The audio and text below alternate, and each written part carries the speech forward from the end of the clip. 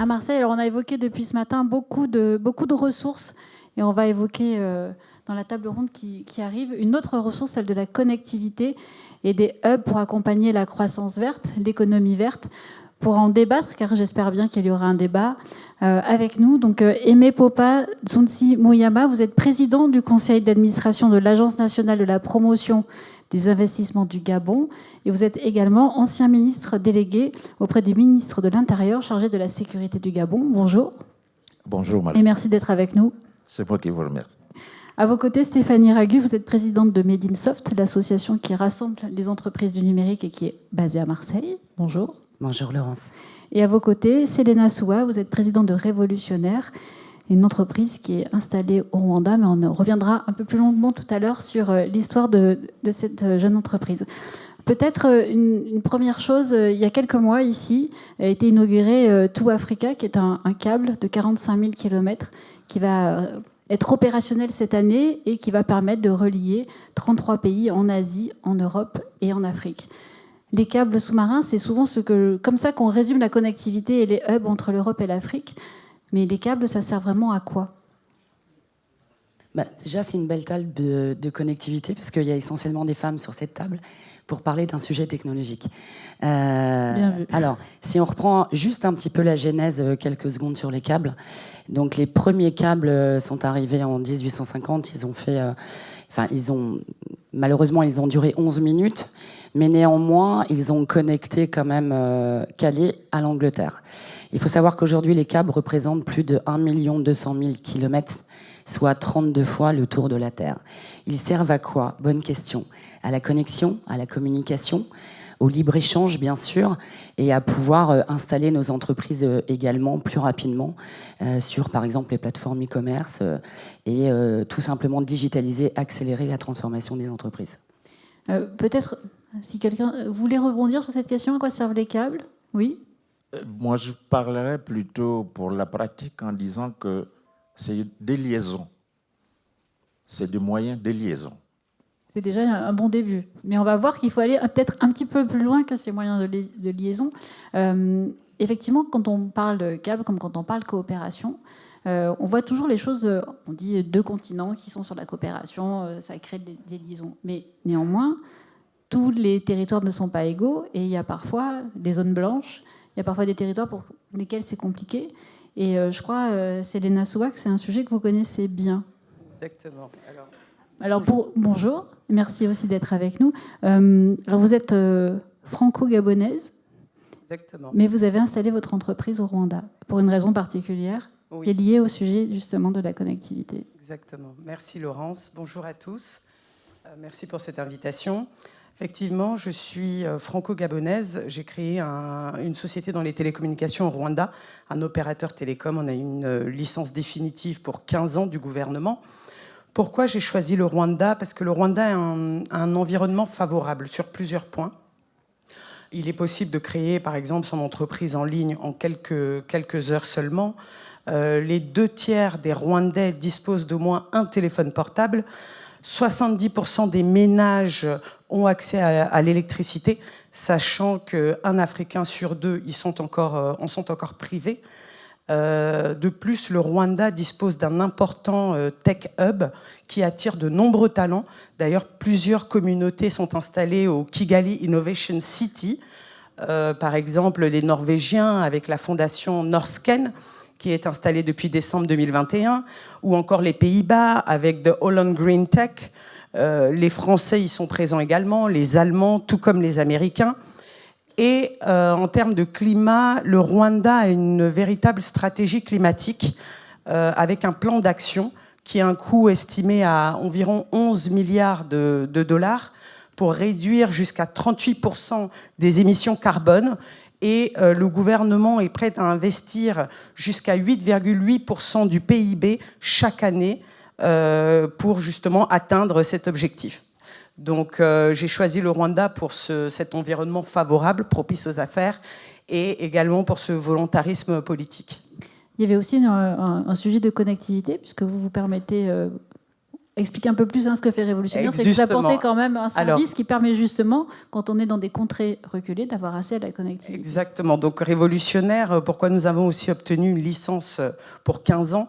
Parce qu'on donne accès à Internet avec une réduction de coûts, donc avec un Internet fiable et durable. Donc justement, on est en plein dans la connectivité et dans les zones rurales, parce qu'aujourd'hui, l'Afrique est le deuxième continent le plus peuplé et avec le continent le moins connecté à Internet et avec la population Absolument. la plus jeune. Oui, aussi paradoxal que ça puisse paraître, donc ce qui laisse des perspectives de développement, comme on le verra peut-être dans la table ronde suivante. Oui. Je voudrais simplement dire que effectivement, pour nous voulons nous coller un tout petit peu, comme ce que venait de dire ma consoeur, puisqu'elle est anti-gabonaise, que nous, par exemple, au Gabon, effectivement, ce qui se fait en 6 heures, c'est la création d'entreprise, nous le faisons à 48 heures. Pourquoi? Parce que simplement, vous savez, dans la législation, par exemple, le paiement pour l'État, il n'y a pas encore admis dans la législation le paiement par Airtel Money, quelque chose comme ça, par le numérique. Si c'était fait, ça se ferait aussi en 6 heures, où effectivement, moi j'ai été au Rwanda, j'ai vu comment ça se réalise. Nous, dans la connectivité, on a vu un peu, si vous voulez, c'est pas dit qu'on est allé un peu trop en avance, sans pour autant se baser d'abord sur la formation. Parce qu'en termes de connectivité, nous, au Gabon, on n'a plus de problème de connectivité. Pour nous, partout dans le Gabon, vous vous connectez, il n'y a pas de problème. Seulement, dans les autres infrastructures, il y a un petit retard. Parce que tout ne se fait pas, comme on a l'habitude de dire, hein, Paris ne s'est pas construit en un jour. En un jour. Bon, donc on va revenir aussi sur... Oui. Moi, j'aime bien parler aussi, effectivement, comme le disait ma collègue, on est sur une technologie, notamment sur les fibres et la connectivité avec vous, l'Afrique, pas que technologique, elle est aussi sociétale et environnementale. On parle de formation. Effectivement, ici, Marseille, c'est un territoire riche de connexion, hein, puisqu'on a quand même créé du lien, que ce soit avec Africa Link ou avec le GAN, le groupement algérien des acteurs du numérique. On en a reçu 40 l'année dernière, on a signé un manifeste. Et en fait, la théorie est belle, la technologie est là, elle avance.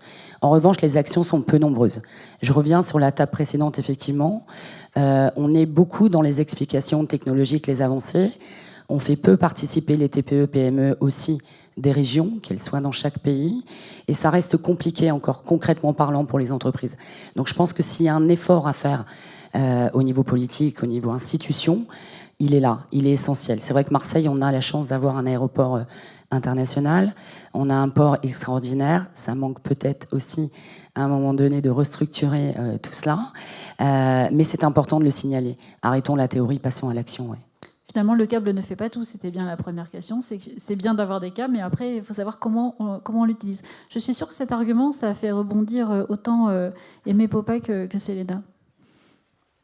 Sur le besoin de formation et le besoin d'aller plus loin. Absolument, parce que tout à l'heure, il y a une dame qui défendait un tout petit peu la cause féminine dans l'agriculture. C'est chez nous en Afrique, c'est beaucoup plus les femmes qui le font. Ce n'est pas des travaux à minimiser ou de seconde zone, hein, et pourtant c'est ça qui nous nourrit. Ce que je veux dire par rapport à ce que je disais, que ce n'est pas qu'on a mis la charrue avant les bœufs, nous avons vu le grand, sauf que derrière, en fait, ce qu'on recherche, c'est maintenant la formation de ces gens-là pour utiliser tout ce qui est mis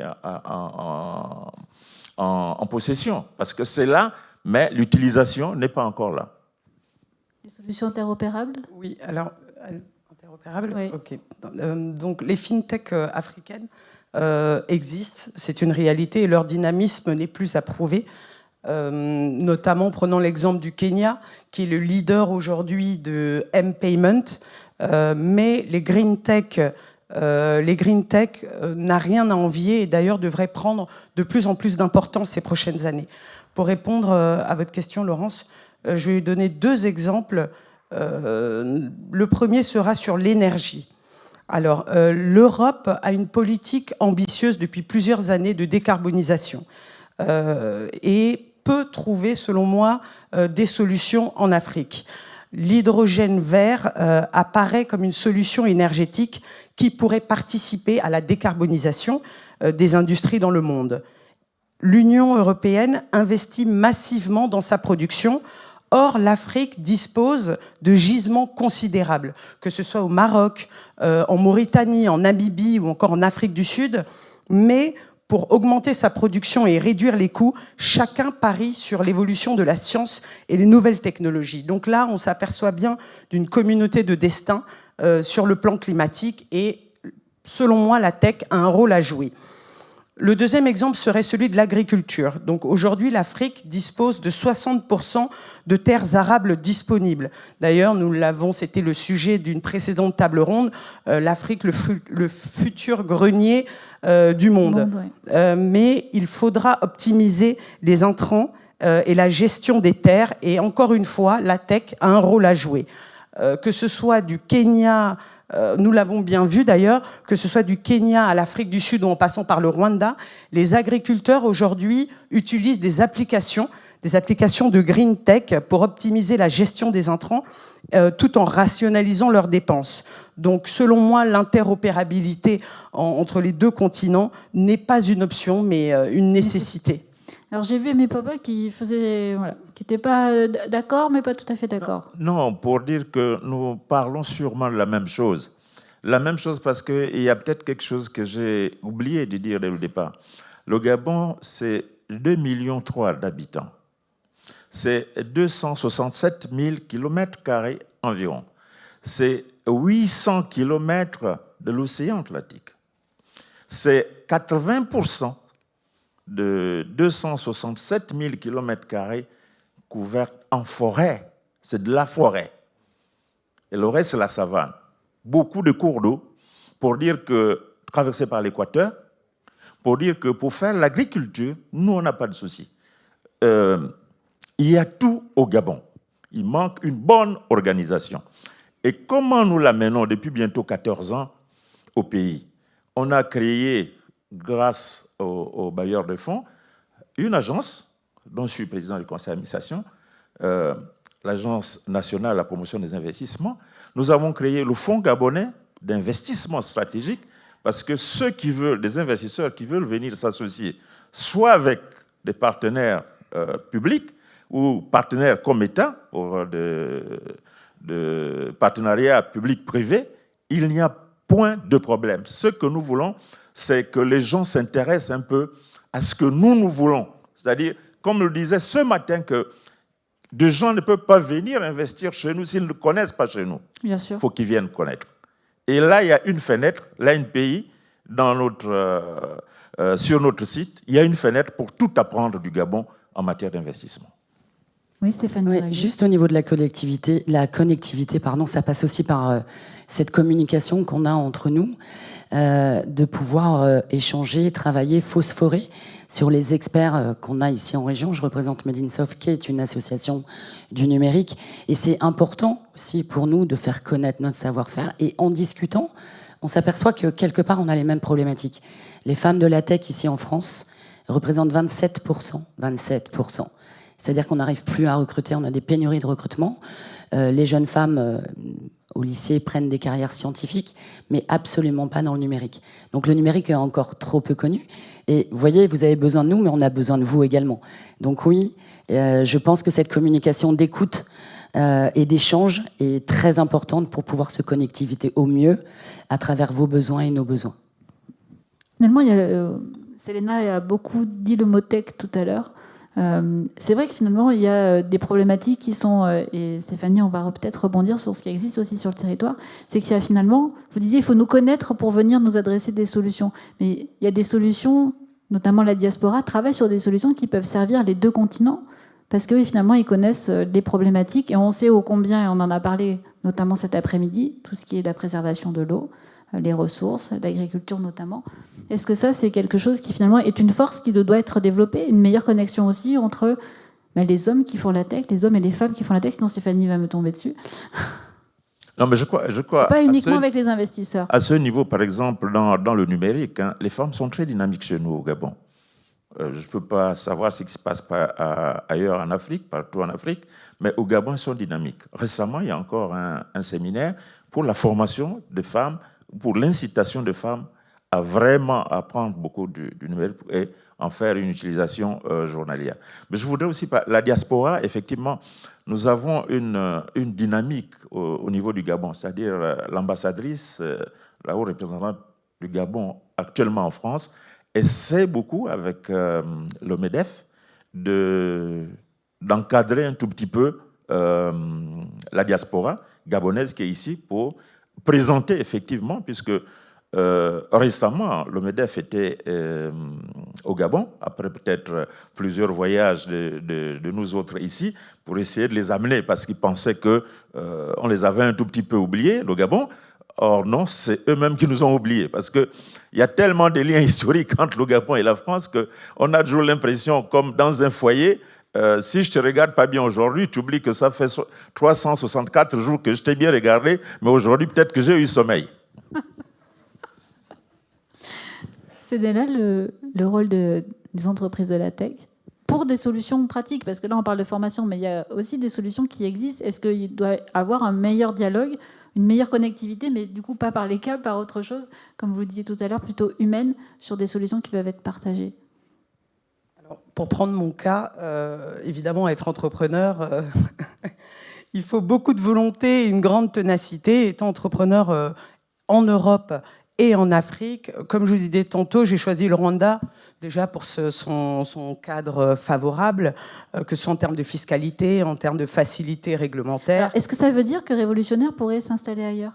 Ah, bien sûr, on ne fait que commencer au Rwanda.